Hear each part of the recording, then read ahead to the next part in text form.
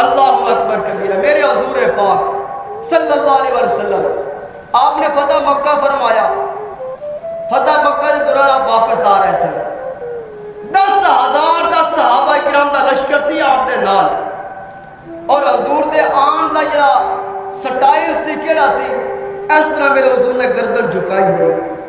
روایت میں آیا کہ آپ اٹھنی تے بیٹھے سن تے اٹھنی دی کوہان تک آپ دا متھا لگنا پیا سی۔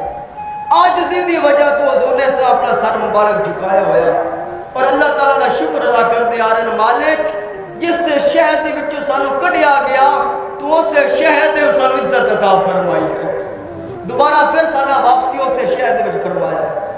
فتح مکہ آپ مکے دی طرف جا رہے ہیں، اچانک آپ نے سر اٹھایا اور ایک صحابی نے بلایا، فرمایا جلدی کر، اور سامنے والی غار دے دروازے تے جا کے کھڑا ہو جا۔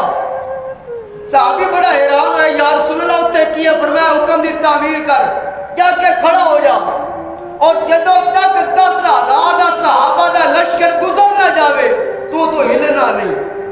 کہنے لگا ٹھیک ہو گیا یا رسول اللہ، جا کے کھڑا ہو گیا، کھڑا رہا، جدوں پورا لشکر گزر گیا، سارا مکہ پاک انٹر ہو گیا، بعد جے صحابی رسول پہنچے، یا رسول اللہ صلی اللہ علیہ وسلم میں بھی تواڈے نال ہوندا اور میں بھی تواڈے لشکر دے مزے لٹدا، تواڈی صحبت رہندا، آقا تسی مینوں اس گارے کھڑا کر دیتا ہے اور تنہا کھڑا کر دیتا ہے، آقا وجہ کی ہے؟